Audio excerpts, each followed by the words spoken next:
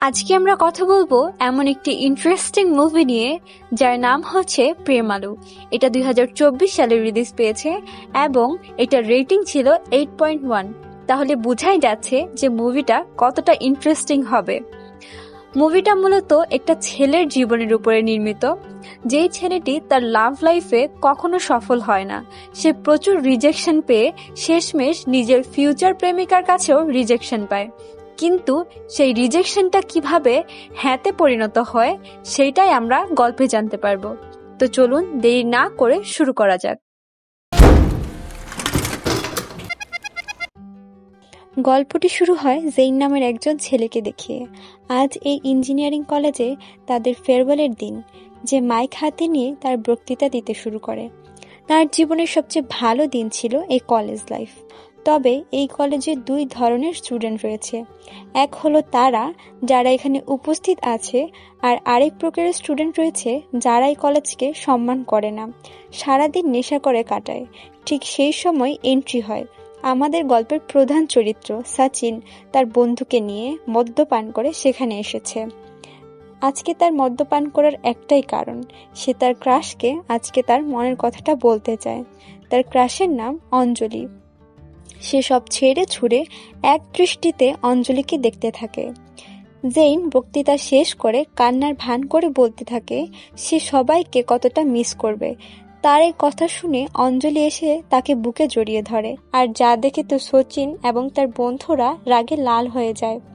College fest শেষ হলে সচিন অঞ্জলিকে ডাকে আর তার মনের কথাটা বলার জন্য তাকে বসতে বলে। তবে অঞ্জলি সামনে আসতেই তার সমস্ত কথা যেন অগোছালো হয়ে যায়। সারা রাজ্যের কথা বলতে থাকলেও তার মনের কথাটা সে বলতে পারছে না। অঞ্জলি এরপর বিরক্ত হয়ে চলে যেতে চাইলে সচিন ফাইনালি তার মনের কথাটা বলে দেয়। সে বলে, অঞ্জলি, কলেজের ফার্স্ট ইয়ারে প্রথম দেখাতেই তোমাকে আমার ভালো লেগে যায়। অনেকবার চেষ্টা করেও তোমায় ভুলতে পারিনি, তবে আজ না বললে বড্ড দেরি হয়ে যাবে। অঞ্জলি, আই লাভ ইউ। অঞ্জলি বলে, সচিন, আমি জেইনের সাথে রিলেশনশিপে আছি, আর তাছাড়া তোমার জন্য কখনোই আমার তেমন কিছু অনুভব হয়নি। এই বলে অঞ্জলি চলে যায়, আর সচিন তো একদমই ভেঙে পড়ে। তার 4 বছরের একতরফা ভালোবাসা আজ প্রত্যাখ্যানের আখ্যা পেয়েছে। সচিন এতটাই ঝাটকা পেয়েছে যে পেটের সমস্ত মদও বাইরে বেরিয়ে আসে। আর এভাবেই গল্পের এই হিরোর জীবনে যুক্ত হয় আরও একটা প্রত্যাখ্যান। কিছুদিন পর তার বন্ধুর সাথে সে ইউকেতে অ্যাপ্লাই করে। ওই বন্ধুর ভিসা ও পাসপোর্ট দুইটাই চলে এলেও কিন্তু তার অ্যাপ্লিকেশনটা রিজেক্ট হয়ে যায়। বেচারা সচিন, জীবনে তার শুধু রিজেকশনই চলছে। সেই দিন বিকেলে সচিন তাদের দোকানের একটা কেক ডেলিভারি দিতে যায় এবং সেইখানে দেখা হয় তার বহু পুরনো বন্ধু অমল ডেভিসের সাথে। অমল তাকে বাসায় নিয়ে যায় এবং গল্প করতে করতে সচিন বলে তার ভিসা রিজেক্ট হয়েছে, এখন তাকে আরও 6 মাস ওয়েট করতে হবে। অমল বলে ইউকেতে না গিয়ে সে তো তামিলনাড়ুতেই পড়তে পারে। তখন সচিন জানায় তামিলনাড়ুতে সে আর থাকতে পারবে না, কারণ কলেজ লাইফে সে একটা কাণ্ড ঘটিয়ে ফেলেছে। অঞ্জলি নামের একটা মেয়েকে একতরফা ভালোবাসতো। অঞ্জলি আবার জেইনকে ভালোবাসতো। এই জেইনই ছিল সচিনের বন্ধু, যে সচিন এবং অঞ্জলির লাভ স্টোরিতে হেল্প করতে এসেছিল, কিন্তু সুযোগ বুঝে সেই অঞ্জলিকে পটিয়ে নিয়েছে। তাই সচিন আর তাদের সাথে সেম কলেজে যেতে পারবে না। তার এই কথা শুনে অমল হাসি আটকাতে পারে না। সে জানায় সে গেটের প্রিপারেশন নিচ্ছে আইআইটি রুরকিতে অ্যাডমিশন নেবার জন্য। তার জিএফও ওই কলেজে পড়ে, এখন তাকেও সেখানে অ্যাডমিশন নেবার জন্য বাহানা করছে। এই কথা শুনে তো সচিনের আরও খারাপ লাগে। এইটা শুনে খারাপ লাগে যে তার সব বন্ধুই সিঙ্গেল না, সবারই গার্লফ্রেন্ড আছে, শুধু সেই সিঙ্গেল রয়ে গেছে। সে বলে সে না তো তামিলনাড়ুতে থাকতে পারবে আর নাই বাড়িতে থাকতে পারবে, কারণ বাড়িতে সবাই তাকে ইউকের কথাটা নিয়ে বড্ড কটাক্ষ করছে। সে অমলকে বলে 6 মাসের জন্য কোথাও কোনো ব্যবস্থা করে দিতে পারবে কিনা। অমল জানায় সে খোঁজ নিয়ে জানাবে। এরপর সচিন বাড়ি চলে যায়। সেদিন রাতে অমল সচিনের বাসায় যায় এবং তার সাথে গেটের প্রিপারেশন নিতে বলে। যদি সে ইউকেতে না যেতে পারে তাহলে গেটের স্কোর দিয়ে ভালো একটা চাকরি করতে পারবে, আর তাছাড়া এটাই একমাত্র উপায় আছে এই শহর থেকে বাহিরে যাওয়ার। তারা হায়দ্রাবাদে গিয়ে কোচিং করবে। অন্যদিকে দেখানো হয় হায়দ্রাবাদ শহর, যেখানে রয়েছে আজকের গল্পের নায়িকা রেনু। সে কেরালা থেকে এসেছে এখানে চাকরি করতে। তার বস রেনুকে তার টিম মেম্বারদের সাথে পরিচয় করিয়ে দেয়। আর এখানেই রয়েছে রেনুর পুরনো বন্ধু কার্তিকা, যার রেকমেন্ডেশনেই এই চাকরিটা সে পেয়েছে। আর তাদের এই টিম লিডার হলো একটি ছেলে যার নাম আদি। আদি আজকে রিনুর জন্য একটা পার্টি অ্যারেঞ্জ করেছে। সে জানায় এই টিমটা একটা ফ্যামিলির মতো, আর সবাই সবার খোঁজ রাখে এবং সেও সবার খোঁজ রাখে। এই যেমন রেনুর সম্পর্কে অনেক ডিটেলস সে জোগাড় করে রেখেছে।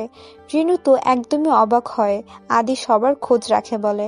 আসলে সে রেনুকে ইমপ্রেস করার জন্য এইসব করছিল।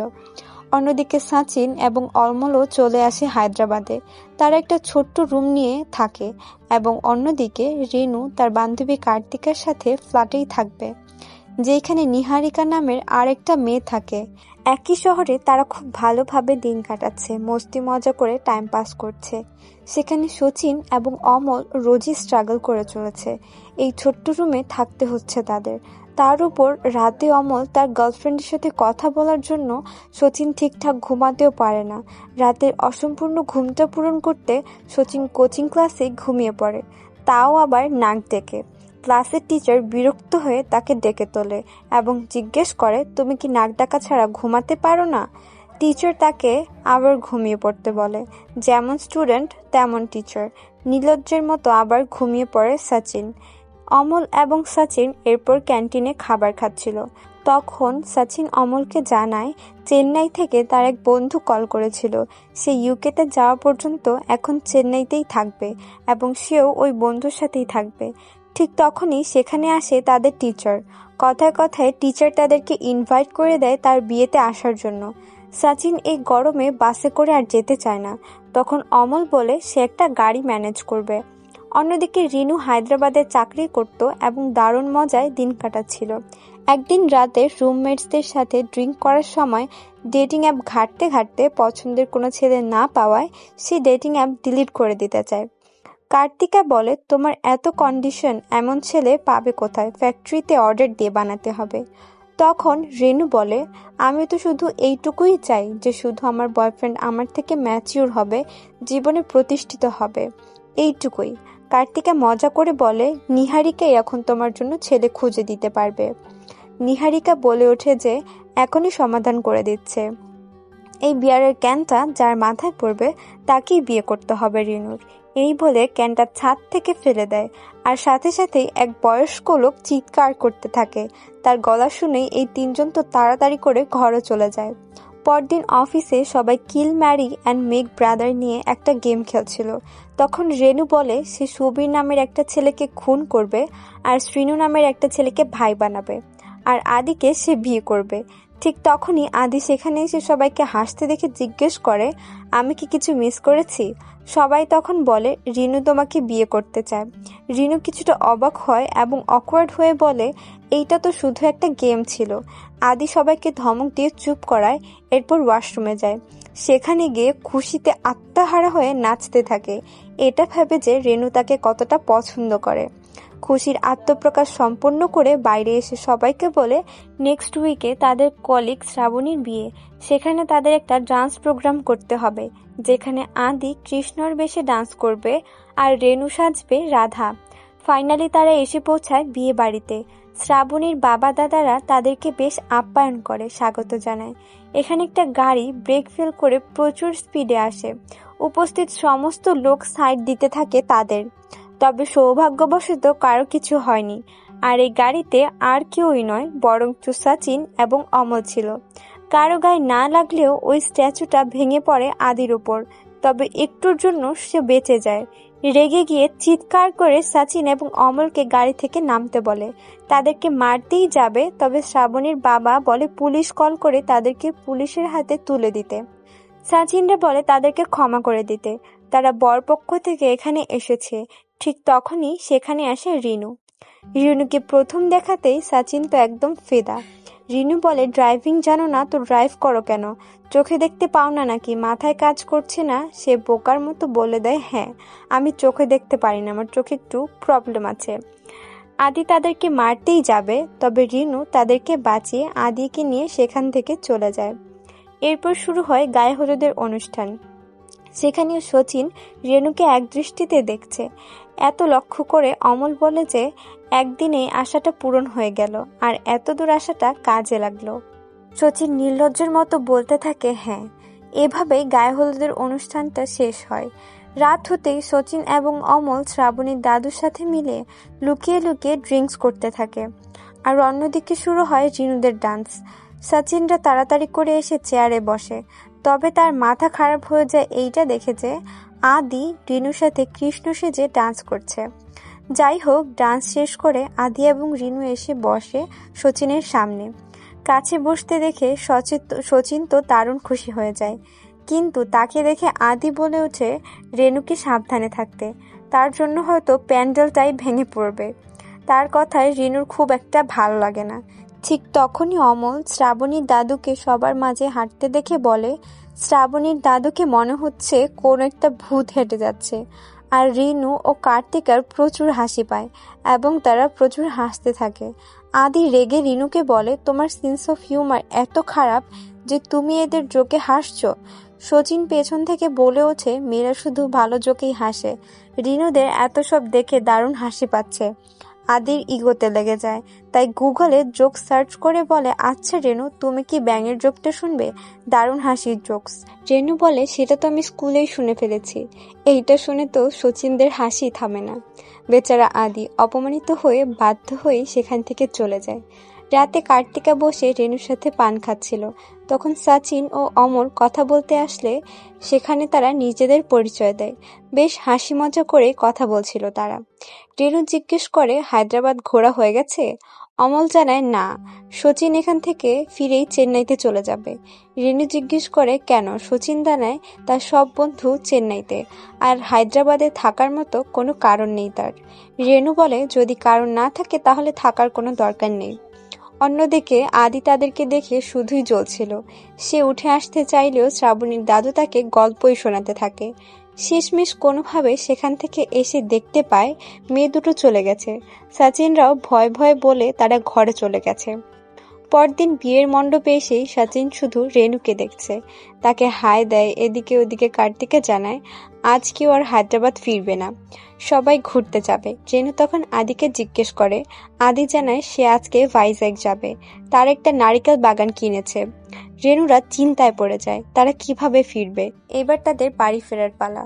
সচিনেরও মনটা খুব খারাপ, কারণ সে রেনুর সাথে কথা বলতে পারেনি। যখন তারা গাড়িটা স্টার্ট দেবে তখন রেনু আর কার্তিকা এসে বলে তাদেরকে হায়দ্রাবাদ নামিয়ে দিতে। তখন সচিন এক কথায় রাজি হয়ে যায়, তবে আদি তাদেরকে কিছুতেই যেতে দেবে না সচিনদের সাথে। আর রিনুর এমন মন খারাপ দেখে আদিও রাজি হয়ে যায়, তবে তার আগে সে শচীনদের আইডি কার্ড হাতে নিয়ে তাদের একটা ছবি তুলিয়ে নেয়, যেমনটা জেলের আসামিদের ছবি তোলানো হয়। ফাইনালি তারা চারজন মিলে গাড়ি নিয়ে রওনা দেয়। অমল ধীরে ধীরে গাড়ি চালাচ্ছিল, যা দেখে রিনু বলে সে গাড়ি চালাবে। তারা অনেক বাহানা করে, কিন্তু রেনু কোনো কথা শোনে না।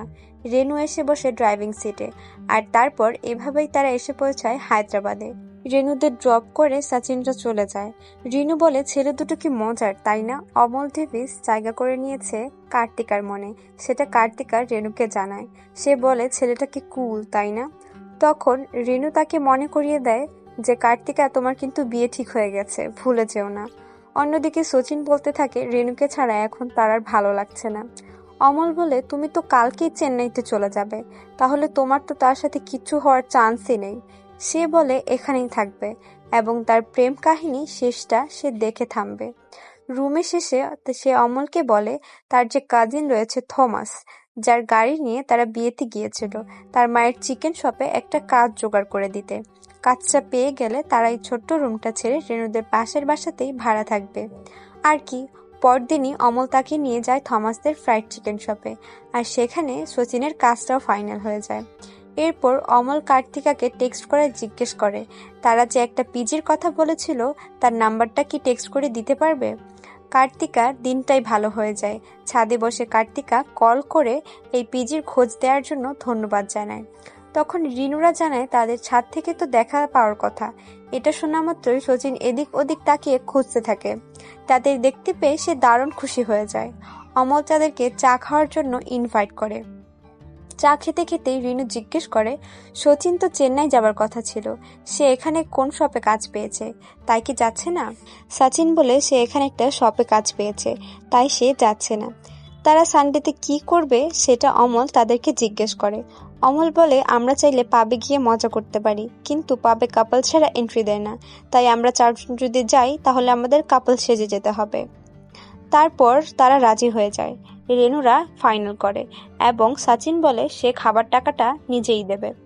তারা চলে গেলে অমল তাকে বকতে শুরু করে, কারণ যা বিল উঠবে তা শচীনের প্রায় 1 মাসের স্যালারি। দেখতে দেখতে চলে আসে সানডে। রিনু কার্তিকাকে বলে অমল ডিভিসকে বলে দেওয়া উচিত তার বিয়ে ঠিক হয়ে গেছে। কার্তিকা বলে আজকে হয়তো পাবে সে আমাকে প্রপোজ করবে, তখন আমাকে বললেই আমি তাকে বলে দেব। রিনু বলে নিহারিকার বাইনোকুলারটা নিয়ে আসো, দেখবো সচিনটা কি করছে। সে দেখে সচিন আত্মহারা হয়ে গেছে আনন্দে, আর রিনু এই দৃশ্য দেখে চমকে গেলেও বেশ উপভোগী করতে থাকে। তখনই নিহারিকা চলে আসে আর বাহানা করে সেও পাবে যাবে সেটা বলে। কার্তিকা শচীনকে কল করে জানায় এই কথা। শচীন তো একবারে রাজি হয়ে যায়, তবে সমস্যা একটাই, আরেকজন ছেলের প্রয়োজন। কার্তিকা বলে তারা কি আদিকে ডেকে জানাবে নাকি।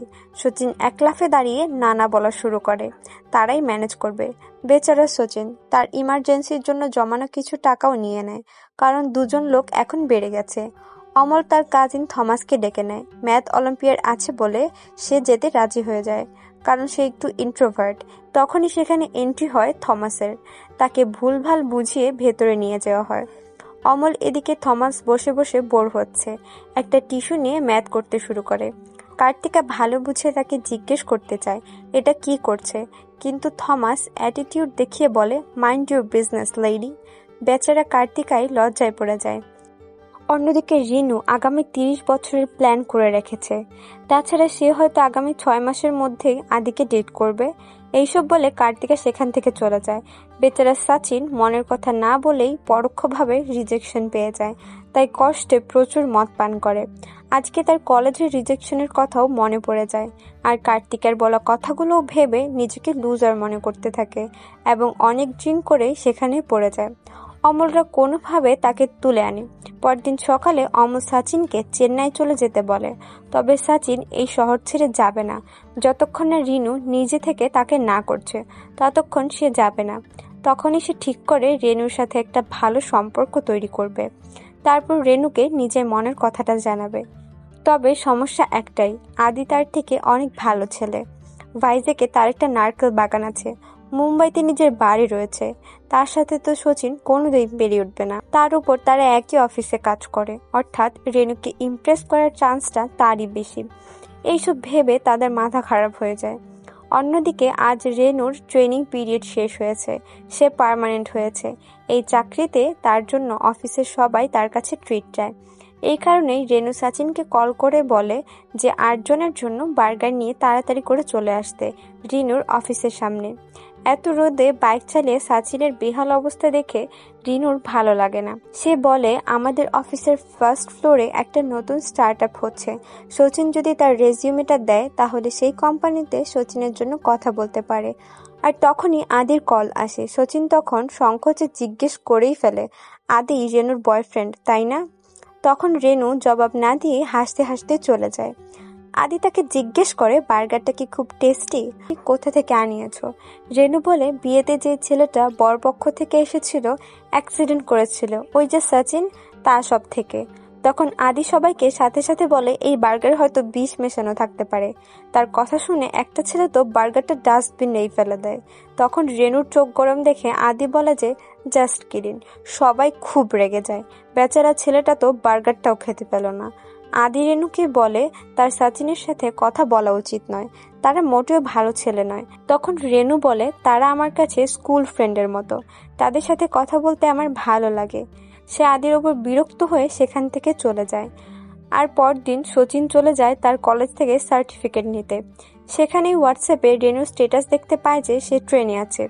সে রেনুকে কল করে বলে এমন হঠাৎ করে বাড়ি যাচ্ছ কেন রেনু? রেনু বলে, হঠাৎ করে নয় তো, অনেক আগেই টিকিট কাটা ছিল। তার বার্গার খেয়ে তার পেটটা একটু খারাপ হয়ে গেছে। তখন সাচিন জিজ্ঞেস করে ট্রেন কোথায় আছে। রেনু জানায় কিছুক্ষণ পর সেলাম স্টেশনে ঢুকবে। সাচিনও সেখানেই ছিল, কলেজে। তাই সে তাড়াতাড়ি করে এক ঠাকুমার কাছে যায়, যার কাছে আয়ুর্বেদিক ওষুধ পাওয়া যায়। ও রেনুকে কল দিয়ে জানায় সেলাম স্টেশনে তার জন্য অপেক্ষা করতে। সে ওষুধটা নিয়ে সোজা স্টেশনে চলে আসে আর দৌড়াতে থাকে ট্রেনের সাথে। তখনই পড়ে গিয়ে তার ফোনের ডিসপ্লেটা ভেঙে যায়। শেষ পর্যন্ত সে রেনুকে ওষুধটা দিতে পারে, কিন্তু সে রেনুর সাথে সামান্য কথাও বলতে পারে না।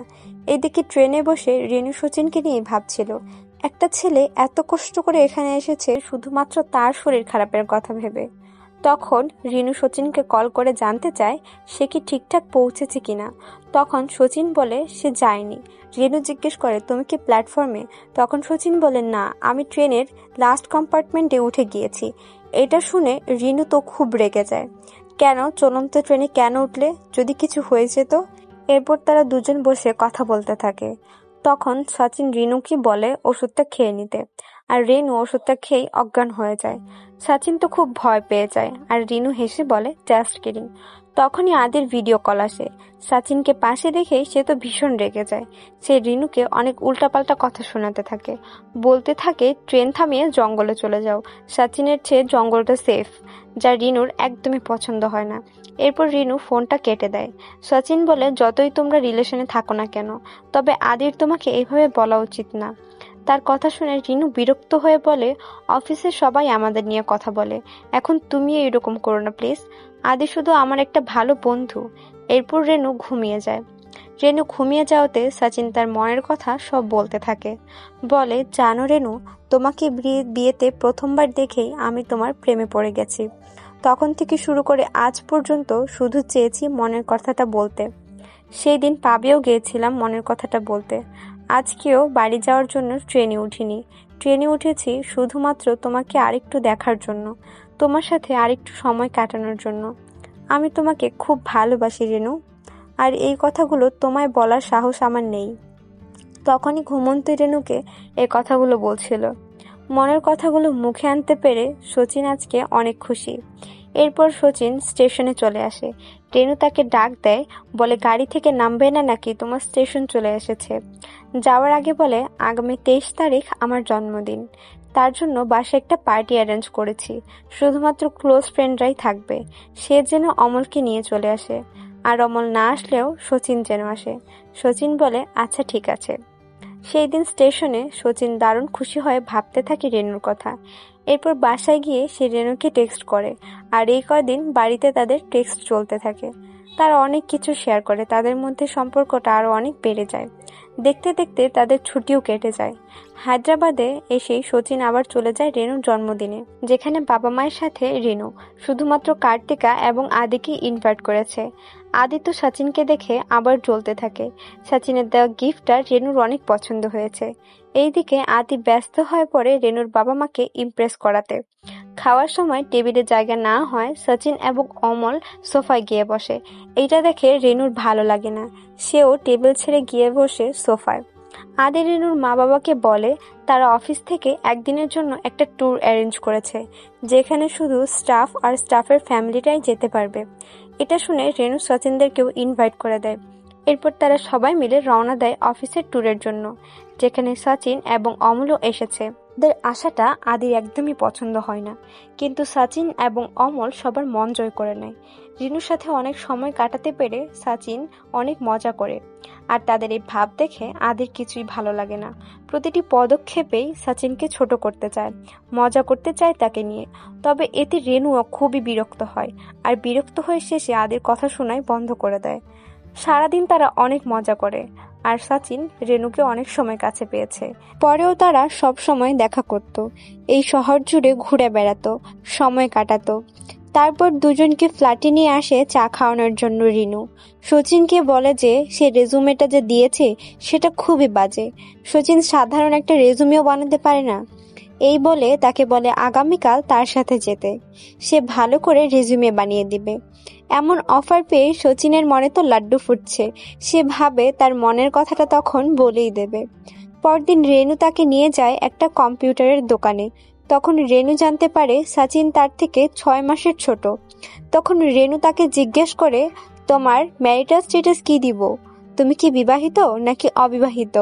তখন সচিন বলে, আমি তো স্ট্যাটাস চেঞ্জ করতে চাই, তবে এখন শুধু একটা হ্যাঁর প্রয়োজন। মেয়েটার কাছে শুধু একটা হ্যাঁই চাইছি। রেনু জিজ্ঞেস করে, কোন মেয়ে? তখন সচিন বলে, মেয়েটা আমার পাশে বসে আছে আর আমার জন্য সিভি বানাচ্ছে। তখন রেনু বলে, এইটা আমার জীবনের সবচেয়ে খারাপ প্রপোজাল, এমন মজা আর আমার সাথে করো না। সচিন বলে, আমি মজা করছি না। তখন রেনু বলে, তুমি শুধু আমার ভালো বন্ধু, কিন্তু এমন লাইফ পার্টনার আমি চাই না। সব সময় তোমার খেয়াল রাখতে হয়, আর আমি সারা জীবন তোমাকে এভাবে বেবি সিটিং করতে পারবো না। সচিন বলে, আমি তোমাকে আসলে অনেক ভালোবাসি। রেনু বলে, এইটা সম্ভব না, আর এইটা তো প্রথমবার না যে তুমি রিজেক্ট হয়েছ। তখন সচিন এটা শুনে কষ্ট পায় এবং রেনুর দেয়া ফোন তাকে সেম বের করে দিয়ে চলে যায়। বাসায় গিয়ে সে অস্বাভাবিক আচরণ করতে থাকে। অমলকে বলে, তুমি চিন্তা করো না, আমি একদমই ঠিক আছি। তখন অমল তার এইরকম অস্বাভাবিক আচরণ দেখে তাকে জিজ্ঞেস করে যে কি হয়েছে। তখন সচিন জানায় যে রেনু তাকে মুখের উপর না করে দিয়েছে। এরপরে সে ইরেলেভেন্ট কথা বলতে থাকে এবং একটা সময় কান্নায় ভেঙে পড়ে। তার ভালোবাসার মানুষের মুখে এমন কথাগুলো শুনে সে ভীষণ পরিমাণে কষ্ট পেয়েছে। পরদিনই রিনু তার রুমে আসে, তবে সচিন চেন্নাই চলে গেছে, অমল তাকে জানায়। সে আরো বলে, তাকে তুমি কিভাবে বলতে পারো এটা যে তার প্রথম রিজেকশন ছিল না? তোমার মধ্যে কি বিন্দুমাত্র ফিলিংস নেই? তুমি অন্য কিছু বলেও তাকে বোঝাতে পারতে যে তুমি তাকে ভালোবাসো না। রিনু ভীষণ কষ্ট পায় যে সচিনকে সে এইরকম কথা বলায় সে কষ্ট পেয়েছে। সে সচিনকে খুব মিস করে, সব সময় তার কথাই ভাবতে থাকে। এখন সে বুঝতে পারছে সচিন আসলেই তার জন্য কতটা স্পেশাল। তবে সচিন আর কোনো জবাব দেয় না। সচিনকে সে অনেক কল করে, অনেক মেসেজ করে, কিন্তু সচিনের কোনো রেসপন্স পায় না। অন্যদিকে সচিন চেন্নাইতে কোনোভাবে তার দিন কাটাচ্ছে, অপেক্ষা করছে তার ইউকের ভিসা আসার জন্য। হঠাৎ একদিন কার্তিকা কল করে তাকে বিয়েতে ইনভাইট করে। সে বলে যাবে না, কিন্তু যায় সেখানে। ড্রিঙ্ক করতে থাকে এবং তখন রেনু তাকে জিজ্ঞেস করে সে চেন্নাই থেকে এসেছে নাকি বাড়ি থেকে এসেছে। তখন সচিন বলে সে বাড়ি থেকে এসেছে আর তার ভিসা হয়ে গেছে, আগামীকাল এখান থেকেই সে ইউকে চলে যাবে। রেনু তাকে জিজ্ঞেস করে, আমি তোমায় কল করেছিলাম, টেক্সট করেছিলাম, তুমি রিপ্লাই দাওনি কেন? সচিন বলে, আমি খুব টায়ার্ড আছি, পরে কথা বলবো। তারপর সেখানে আদি আসে আর পার্সোনাল কথা বলার জন্য অমল এবং সচিনকে নিয়ে যায় সেখান থেকে। তখন আদি বলে, তোমাদের সমস্যাটা কি? সব জায়গায় তোমরা ঢুকে পড়ো। সচিন বলে, আমি রেনুকে ভালোবাসি আর আমি এটা তাকে বলেও দিয়েছি, তবে সে আমাকে রিজেক্ট করে দিয়েছে। এসব কি তুমি জানতে না? তখন আদি বলে, না, কিন্তু অফিসে সবাই বলা বলি করতো রেনু আমাকে বিয়ে করতে চায়, তার মানে সে যেহেতু তোমাকে রিজেক্ট করেছে, আমাকে রেনু ভালোবাসে। তখন সচিন বলে, ও তোমাকে বেস্টি ভাবে, তোমাকে ফ্রেন্ড জোন করে রেখেছে। তোমার অবস্থা তো আমার চেয়েও খারাপ, এই বলে হাসাহাসি করতে থাকে। আর আদি অফেন্ডেড ফিল করে হুমকি দিয়ে চলে যায় যে আমি তোমাদের দেখে নিব। তারপর সচিন আর অমল ওইখানে গিয়ে ঘুমিয়ে পড়ে আর সকালে ফ্লাইটের জন্য অমলের কাজিনের গাড়িতে উঠে চলে যাবে। এমন সময় কার্তিকা আর রেনু আসে। কার্তিকা তাকে একটা জ্যাকেট গিফট করে আর রেনু বলে, আমিও তোমাদের সাথে এয়ারপোর্টে যাব। তখন তারা সবাই এয়ারপোর্টের দিকে যেতে থাকে। তখন সচিনকে রেনু যাই বলছিল সে অ্যাভয়েড করছিল আর অমলকে জিজ্ঞেস করে, আমি এত উপরে প্লেনে মারা গেলে আমার তো কেউই নেই যে আমার জন্য দুঃখ করবে। রেনু বলে, স্ট্যাটিস্টিক্স অনুযায়ী ফ্লাইট অ্যাক্সিডেন্ট কম হয়। সচিন বলে, অনেক হয়েছে গো, আর স্ট্যাটিস্টিক্স বোঝাতে হবে না। এইবার রেনুর রাগ উঠে যায়। এর মধ্যে অমল বলে, একটা গাড়ি তাদের পিছনে আসছে। রেনু দেখে সেটা আদি। ওরা সবাই ভয় পেয়ে দ্রুত গাড়ি চালাতে থাকে। তখন রেগে গিয়ে বলে, আমি অনেকক্ষণ থেকে দেখছি, তুমি এমন ভাব দেখাচ্ছ কেন? রেনু বলে, তুমি কি ভাবো আমি এতদিন খুব ভালো ছিলাম? আমি খুবই কষ্টে ছিলাম, তোমাকে অনেক মিস করেছি আমি। তোমাকে ছাড়া আমি থাকতে পারছি না। তোমাকে আমার প্রয়োজন, তোমার কেয়ার করতে আমার ভালো লাগে। I love you Sachin. তখন সচিনের সময় যেন থমকে গিয়েছিল। সে রেনুর দিকে তাকিয়ে তার কথা শুনছিল। তখনই হঠাৎ আদিদের গাড়ি তাদের গাড়ির সামনে চলে আসে, আর সবাই গাড়ি থেকে নামার আগেই অমলের কাজিন পালিয়ে যায় ভয়ে। এরপর আদি সচিনকে মারতে থাকে আর রেনু তার সামনে এসে পড়ে এবং তাকে চোখে স্প্রে দিয়ে আহত করে দেয়, যার কারণে যন্ত্রণায় সে চিৎকার করতে থাকে এবং বাকি গুন্ডারাও তাকে সাহায্যের জন্য এগিয়ে আসে। তারা গাড়িতে উঠে আদিকে নিয়ে হসপিটালে যাওয়ার কথা বলে, কিন্তু মজার ব্যাপার হলো আদি ছাড়া কেউই ড্রাইভিং জানতো না, তাই তারা ওখানেই আটকে থাকে। আর ওইদিকে এই সুযোগে রেনু, অমল আর সচিন গাড়ি নিয়ে এয়ারপোর্টে চলে যায়। তখন সচিন বলে, তখন তুমি আমাকে আই লাভ ইউ বললে, কিন্তু আমি মোমেন্টটা উপভোগই করতে পারলাম না।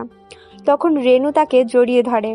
রেনু তাকে আবার জড়িয়ে ধরে এবং সচিন বলে, তাহলে আজ থেকে আমি সিঙ্গেল নই, তাই না? রেনু বলে, শুধু তাই নয়, আমরা এখন লং ডিস্টেন্স রিলেশনশিপে থাকবো। তারা আবার জড়িয়ে ধরে একে অপরকে। রেনু সচিনের কপালে আলতো একটা চুমু দেয়, বিদায় জানায় রেনু। সচিন এখন ইউকেতে চলে যাবে। আর এখানেই গল্প শেষ হয়ে যায়। তারপর আমাদের একটা ফ্ল্যাশব্যাক দেখানো হয়। সেই দিন রাতে নিহারিকা যে বিয়ারের ক্যানটা ফেলেছিল সেইটা সচিনের উপরই পড়েছিল, তবে চিৎকার করেছিল তাদের সামনে থাকা একটা বয়স্ক মানুষ। মুভিটা আপনাদের কেমন লাগলো সেটা অবশ্যই আমাদের কমেন্ট করে জানাবেন। আর যদি ভালো লাগে তাহলে একটা লাইক দিয়ে উৎসাহ যোগাবেন। আর এমন আরো মুভির এক্সপ্লেনেশন ভিডিও পেতে অবশ্যই আমাদের চ্যানেলটিকে সাবস্ক্রাইব করতে ভুলবেন না। সাথে থাকার জন্য ধন্যবাদ। Love you.